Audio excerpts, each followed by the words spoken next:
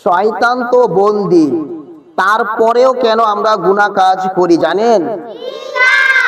আমাদের অভ্যাসের কারণে।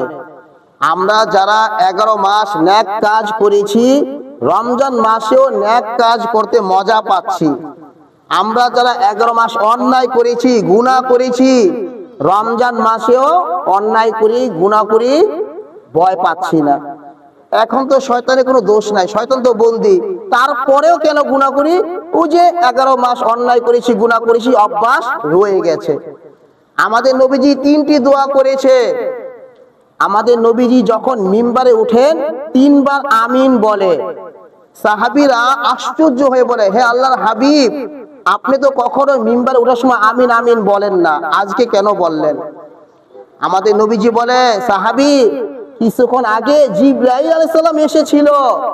আমি যখন প্রথম শীতে পা রাখি, জিবরাইল আলাইহিস সালাম বলে, হে আল্লাহর হাবিব, যে রমজান মাস পেল, বরকতময় মাস পাওয়ার পরেও নিজের গুনাহ মাফ করতে পারলো না, ওই ব্যক্তি ধ্বংস হোক।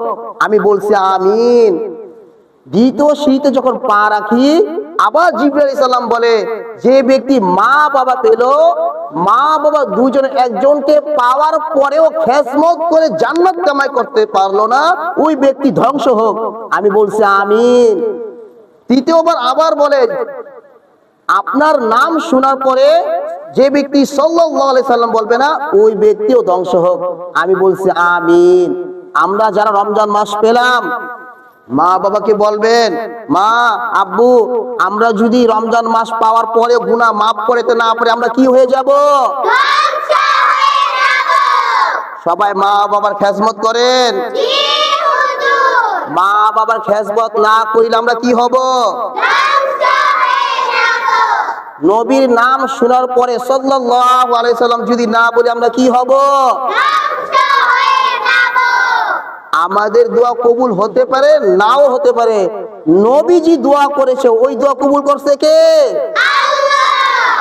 এত বরকতময় মাস, আল্লাহ তাআলা নেকের ভান্ডার খুলে দিয়েছে। 1 পৃষ্ঠা পড়লে 70 পৃষ্ঠার থেকে বেশি সওয়াব। একটি ফরজ আদায় করলে 70টি ফরজের থেকে বেশি সওয়াব।